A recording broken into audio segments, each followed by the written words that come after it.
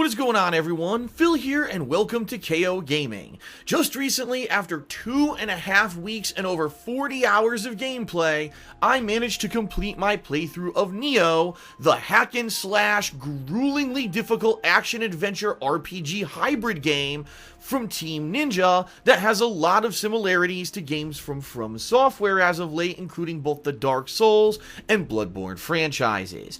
There's a lot to say about this game. Tons of similarities to the From Software dynasty, but also a lot of things that set it apart from that specific line of games and actually make it kind of its own special IP and not just kind of a wannabe clone similar to, say, Lords of the Fallen from a few years back. I really enjoyed Nioh, although I do feel that there were some things that could have been improved. Overall, this is probably one of the most enjoyable experiences I've had. Keep in mind, I've been playing the Dark Souls games a lot recently, and therefore I'm used to the gruelingly difficult kind of gameplay that you get with this style of game. It might not be everyone's cup of tea, but it certainly does a lot of things right, which I'd like to outline in this review, so let's get started.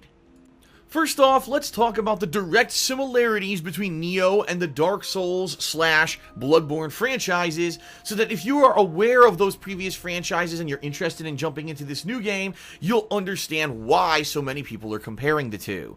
First off, gruelingly difficult. Every single enemy in Nioh can kill you with just a couple hits. Even near the end of the game when you have higher level armor, you're just going to be taking a ton of damage, and one wrong step, especially if you're not paying attention or if you fall for a beginner's trap, instant death, and or booby trap, could lead you to death and having to start back at a checkpoint. So definitely one of the major reasons why this game is similar to the From Software franchises is because of the difficulty level.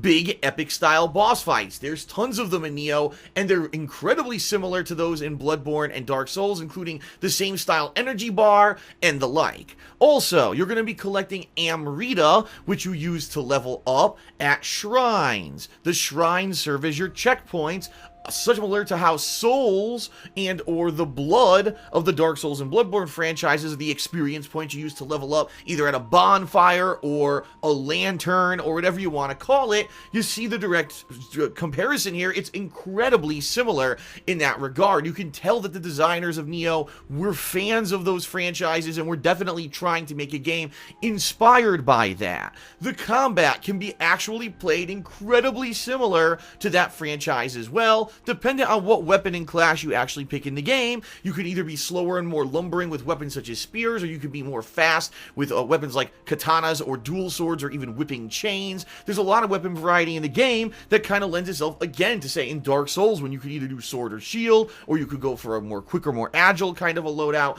or even in Bloodborne where you really couldn't block and it was more about dodging around. A lot of the different builds you can do in Nioh are very similar to that style of gameplay where you'll probably never want to block anything and instead use your really fast capabilities and light armor to dodge around the enemies. So there's a ton of similarities directly between the two games. I definitely get that people would say, wow, they seem like they're almost the same.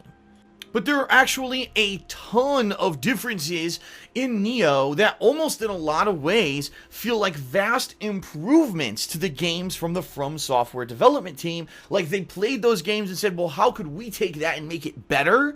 And let's talk a little bit about those differences. First of all, obviously, the whole cultural design of Nioh is based around Japanese culture. There's ninjas, shoguns, samurai, and yokai, Japanese-style mystical demons coming from their spirituality. There's a lot of stuff in this game that's definitely into that culture. Unlike Dark Souls and Bloodborne, which are a more gothic kind of appeal or medieval kind of appeal, this one is definitely more Japanese-centric.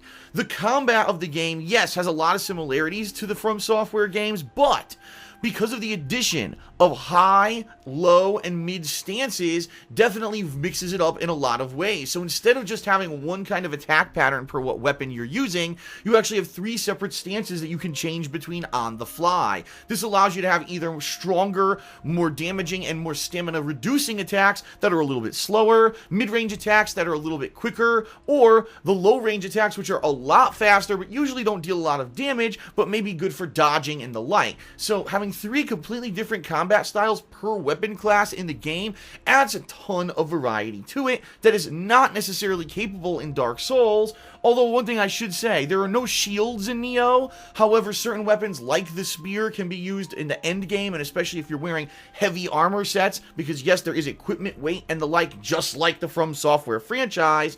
With a heavy armor set, you can tank it out and block, while if you don't have heavy armor, you're going to take a ton of damage per hit, so you're going to want to be dodging around more like the lighter classes in the From Software games. So a lot of things that are a little bit different there from the actual, Dark Souls and the like, but it's cool that you have the different stances and that the combat can actually be free-flowing. However, it should be noted that the stances really, in all honesty, are completely optional, because in my experience, when I was playing Nioh, I didn't really use all the stances. I really preferred using mid-stance, and then every once in a while, for an exception, if mid-stance wasn't working, I would switch it out. But for the most part, I was able to beat this entire game only using mid-stance with a spear, which says something about the game. Yeah, it has complexity, but the complexity isn't necessarily necessary in order to succeed. In addition, there's both what's called ninjutsu and Nioh magic. Ninjutsu is using different kinds of ninja tools in order to help with combat, including throwing little kunai daggers and projectiles, throwing caltrops on the ground to slow down enemies.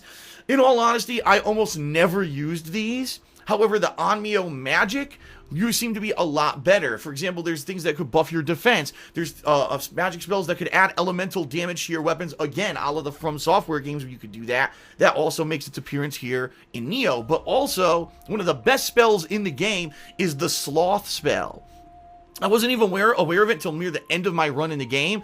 By casting the Sloth spell on an enemy, it slows them down significantly, allowing you to wail on them and basically get them wide open so that you can destroy them. It's a really effective way to kill an enemy, especially if you're having a tough time with a certain boss. Use the Sloth spell, slow them down, take advantage of their weaknesses, and you'll find that fight is a lot easier. So, yeah, magic, ninjutsu, 3 different stances makes it a hell of a lot more complex than anything From Software has put out combat-wise so far. Another gameplay mechanic a little bit different from Dark Souls and Bloodborne is the ki system, which in effect is your stamina bar in this game. As you attack in Nioh, you're going to have this bar that's going to deplete. Once it's completely depleted, your character will be frozen in place and completely vulnerable for a few seconds. So your goal is to attack and dash around, but never fully deplete your stamina bar so that you can actually continue to fight effectively and not get sucker punched and hit instantly for a kill. Now, there is a cool mechanic in this game by which you can recharge your ki by pressing a bumper button after a few hits. If your ki is reduced, you're going to see that it's going to slowly recharge, and if you tap the button with timing, it'll actually automatically recharge a certain portion of that ki meter for you. So not only are you constantly attacking and dodging, but you're also micromanaging this ki meter, making the combat of Nioh way more complex, in my opinion, than that's been in games like Dark Souls or anything before, and that's a really cool thing. Now, another new mechanic is this yokai fog or mist. I believe they call it the yokai realm, where when you're fighting certain demons in this game, they're going to have this cloud of darkness around them, and when you're inside of that, your ki is going to regenerate incredibly slowly, and in some cases it won't regenerate at all. So what you need to do is either step outside of that ring of yokai realm, or if you do a perfectly timed button press when your ki is regenerating, you can actually negate that completely and clear it up from the ground, allowing you to fight normally and not have to worry about your ki not regenerating. So again, another cool additional mechanic that wasn't in the Dark Souls franchise that is in Nioh that's really fun and actually adds a lot of new kind of mechanics and gameplay to the game. Now, one major way Nioh differs from the From Software franchise is the mission structure. While From Software strives to make their games interconnected worlds where you can walk from one end of the world to the other at any time, that's not the case with Nioh. You're going to have several disjointed missions that are accessible via a world map structure. Now, there's different kinds of missions. There's main story missions, which put you in a certain setting, a certain stage, by which you're going to run around and go to shrines. You're going to be fighting your way through hordes of enemies and booby traps. You're going to be picking up loot along the way, which is also another major thing in this game. Loot dropping is a huge thing. You're going to be fighting big ass bosses. You're going to be opening up shortcuts and checkpoints, and then finally you're going to be completing those stages. At the end of the stage, you'll have the opportunity to level up and do many other things that we'll talk about in a moment. But then it returns you back to the world map. Now there's also sub-stories, which are basically side missions that are completely optional and you don't need to do. So that's a definite difference from the From Software games, where everything is kind of in there mostly for world exploration and or to beat the game. In this case, these are completely optional missions. In some cases, these missions are unique, and you'll have a unique kind of boss fight or duel against a character from the game that if you win, you'll earn maybe a rare item or a crafting component that you'll need to make something good for your character later on, or maybe it'll give you a lot of leveling experience and the like. Or, in some cases, these missions aren't very unique, and you're returning back to a map that maybe you've already seen from a story mission, or maybe there is a map that's only for submissions that you'll return to several times. You'll be fighting through kind of generic waves of enemies, and every once in a while, these will have a boss in them, but for the most part, the sub-stories are kind of just there to be there and to give you an extra opportunity to maybe level up your character and make them more strong. In my case, I chose to do every single sub-story the game had to offer because I really wanted to make sure I wasn't missing out on any kind of a unique duel or a unique fight, and I have to say that they do significantly add to the game, although some of them do feel like blatant padding. And yeah, if you want to talk about blatant padding, there is a third style of mission in Nioh called Twilight missions. All these are after you've beaten certain story missions, it's the same exact mission, only now there's more difficult enemies, they do more damage to you, and the bosses have maybe some tweaks to them, so they have different attacks and patterns than the original time that you fought them. The only reason to do these stages, again, is to get additional experience and loot, and usually they could drop some unique crafting items that will allow you at a blacksmith to maybe create some of the best weapons and armor in the game. But ultimately, it's just like redoing a stage from start to finish, again, maybe a little bit more difficult than the first time you did it, and yeah, it does feel like repetitive grinding. I honestly only did one Twilight mission the entirety of the game, and never did I ever feel like I was under-leveled or that I wasn't doing enough in order to progress in the game. So, just by playing through the main story of the game, you may be dauntingly challenged and feel like maybe you're a little bit under-leveled. If you do some or all of the sub-stories of the game, you're going to get unique loot, you're going to have some pretty epic one-on-one fights that are pretty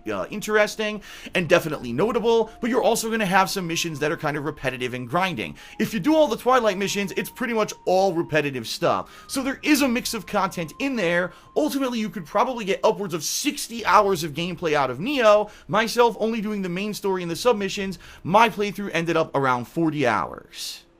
Now, the loot system in Nioh is a little different than the From Software games in that it's more like Diablo than anything else. Loot's going to drop during the course of the game by different color levels, yellow, blue, pink, and the like, and each one represents a different rarity. Rarity means that there's going to be stats on that weapon or armor that gives you some bonus stuff. So for example, it might be, more items will drop for you, or maybe you'll do increased damage, or you'll add a lightning effect to your weapon. So it's pretty much a random roll when you find loot in this game, and there is a ridiculous amount of it to be found everywhere. Half the gameplay is picking loot up off the goddamn ground. Like I said, a throwback to classic Diablo in a lot of ways. Now, you can either choose to just equip that loot as is, or you can take it to the blacksmith to have that blacksmith either dismantle it for components so you can make your own kind of style of armor and weapons, or if you have a weapon that you play with enough and you max out the familiarity bar, which is basically a component where if you play with a certain weapon a certain amount of time, it'll actually buff its stats. But then, of course, if you switch to another weapon, it won't have those buffed stats. Well, what the blacksmith can do is take a maxed out familiarity weapon that you've used a lot and transfer over one of those good abilities that maybe you want into a new weapon that you found that's more powerful. So, for example, I had this life-draining ability that I was constantly carrying over from spear to spear to spear for the course of my playthrough because it was really good. It made me not have to heal as much because I could regenerate life as I killed enemies. That's a pretty cool thing. Now, one thing that unfortunately I don't like about the blacksmith in this game, the crafting is completely random. And what I mean by that is, yes, you can pick, I want this kind of armor, or I want this kind of weapon, but the rarity that you're going to get is randomly generated based on the level of components that you put into it. So you could have all these rare components that you've saved up from dropping from different loot that's dropped and, disassembling different loot for components at the blacksmith. Oh man, I'm finally ready. I want to make this high level armor. I hope I get that highest level rarity, and you go to do it and you get the common rarity with none of the good buffs that you need. Do it again, common rarity. Do it again, middle rarity. And it's really annoying. If you have the highest level components for a really good piece of weapon or armor in this game, it should just give it to you, especially because of the random number generator kind of nature of loot drops in this game. It's not guaranteed that every time you do a mission, you're going to get the component that you need to craft the armor or weapon that you want. It can really add to tons of frustration if you've worked your ass off you finally get to the blacksmith, you give them all the rare components, and you end up with a common level item. I don't know what they were going for there. If anything, maybe they wanted even more replayability of this 40 to 60 hour game, but it's really not needed. And honestly, for a first outing, this is one of my pet peeves about Nioh. But ultimately, I do think the blacksmith system does work. It just needs a few tweaks. Now, there is one final critical difference between Nioh and the From Software games that I want to point out, even though it really didn't implement itself at all in my playthrough of the game. There is a summoning co-op system in Nioh. The way it works is that once you've beaten a mission in the game, you then have the ability to summon a friend to join you to play that mission. The problem is, or I don't want to say problem, but the difference here from Software games and the things that a lot of people have a gripe with Nioh is that some people really like to play this style of game co-op throughout for the first time, running through the stages cooperatively. A lot of people play Dark Souls and Bloodborne like that. You can't do that with Nioh. They force you to beat the stages legitimately once yourself before you can go back and play them cooperatively, which, by the way, makes those stages a hell of a lot easier, obviously, since it's 2-on-1 in every situation. So if you're grinding for a rare piece of component to make a good item at the blacksmith, you probably want to bring a friend along so you two can constantly play the mission over and over and pound it into oblivion, rather than you being super challenged maybe by a particularly difficult boss solo. I like the fact that the summon system's in there. I actually like the fact that they make you legitimately beat the stages by yourself. Although, there may be a certain person who out there does not like the difficulty level of these games and has always coasted through them with the help of a co-op friend. If that's the case, sadly, Nioh may not be the game for you, because you're not going to get that kind of assist throughout the game, and you may be sadly disappointed. Now, there's a final batch of differences with Nioh that I want to call out, and they're really grouped together because, in my opinion, these are some of the best things about the game that have improved upon the From Software formula that have to be applauded if you're going to play Nioh. Number one, the camera. Yes, every once in a while you have an issue, but guess what? Unlike that clunky camera of the Dark Souls franchise that constantly gets caught on doorways or walls or goes extreme close up in your effing face, especially when there's an enemy mobbing you, this almost never happens in Nioh. In fact, in this game, if you have a wall or something between you and the camera, guess what happens? The wall becomes transparent. It's a no-brainer. Why the hell couldn't they have done that in the 3 Dark Souls games and Bloodborne? I don't get it, because I've been calling it out ever since Dark Souls 1 that this was a problem. Nioh fixes the issue. In fact, there was very rarely ever a time, maybe once or twice during my entire playthrough, where I accidentally ran into an area where I couldn't tell what was going on because the camera was a little bit out of position. For the most part, the camera is dramatically improved from that was implemented in the From Software series, and that's a huge positive thing. Now, another huge positive thing about the game is the frame rate. One thing that I've always had a gripe about with Dark Souls and Bloodborne is that they only run at 30 frames per second, and it always feels just a tiny bit sluggish, in particular the Dark Souls franchise. It seems like there's a little bit of delay between when you push the button and when you actually see the character on screen react and do something. In Nioh, this is not the case at all. If you play the game on the setting that allows for full 60 frames per second at the expense of just a tiny dip in visual quality, this game becomes a dream. It's like playing Dark Souls with the most responsive controls you've ever wanted. You can dodge things on a whim. At the very last moment, you can parry and block an opponent and slam them to the ground and stab them.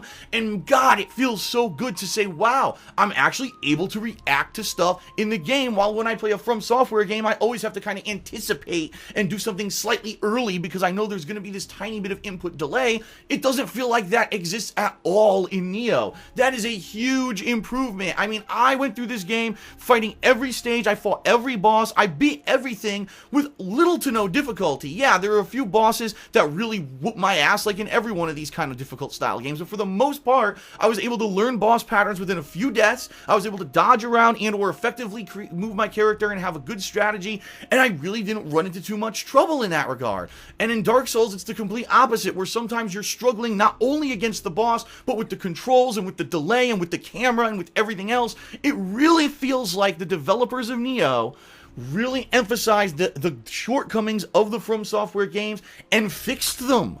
I love that. I love that they basically listened to fan feedback from a different franchise and said, well, we're going to do it better. And I think they effectively kind of have done that in this game. And as for a first outing, especially in a new franchise that looks like it may be an established one because it sold so well, Nioh is great. This is like light years beyond what I was expecting for a first entry into the series. So definitely pleased with what I saw with Nioh, especially with some of the major improvements from the From Software games.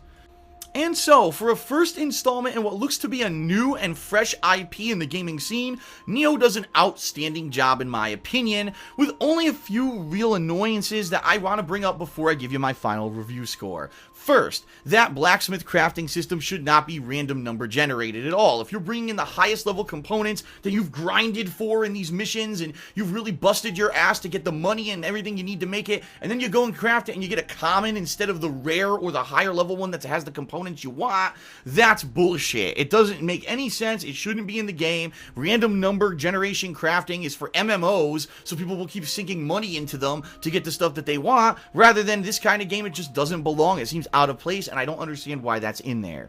Number two, the fact that there are 3 stances in the game, but they're not necessary in order to beat the game. Sure, maybe if you master the game and you do all 3 stances, switching between them flawlessly at all times, it'll make the game a little bit easier, but for the most part, every time I played Nioh, I never had to really switch stances. Mid stance was good enough for every single fight in the game. Yeah, maybe it would have added more variety and flair, but if it's not necessary, why overcomplicate things? The same thing kind of goes for the little ninjutsu items and stuff. Yeah, they're in there. Maybe they make the game a little bit easier if you master them, but they're not necessary. If maybe they balance the game a little bit better in a sequel and make it so that you need to really utilize the 2 weapons at a time or going through different stances or whatever, then maybe I could say it's a little bit better, but for now, it really does feel like the combat could be played a lot more simplistically than they lead you to believe, and that is a shortcoming of the game. And then finally, yeah, I do have to say that a lot of the side content of Nioh does seem to be kind of a repetitive grind. Unlike the From Software series, where there's entirely optional areas that you go to with new bosses and new discovery of enemies and stuff that you can skip if you don't want to do,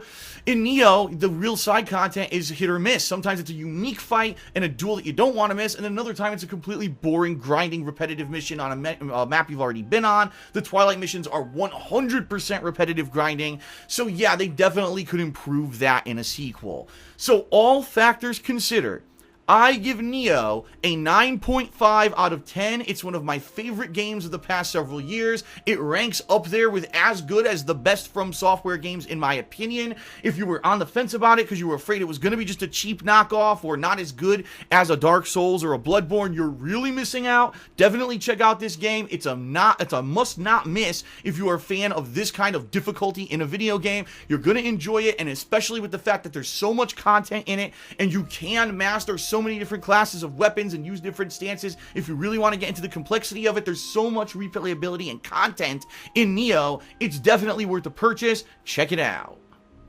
Lastly, is it better than Dark Souls? Well, that's really in the eye of the beholder. I've already called out many ways that Nioh is better than the Dark Souls or Bloodborne franchises and improvements that they've made, but yeah, there are some critical differences as well that maybe you don't like. Maybe you like more monsters and demons and, a more gothic style versus the Japanese style culture and ghosts and stuff. That's going to be your own personal preference. For me, I think Nioh is at least as good as the From Software franchises, and now I'm excited because for the first time ever, From Software is going to actually have a direct competitor, and they're going to have to force themselves to make their games bigger and better to outshine what Nioh has done here. That's exciting because whenever there's competition, folks, it means there's going to be better quality, and I cannot wait to see what both of these companies in Team Ninja and From Software pump out in the future.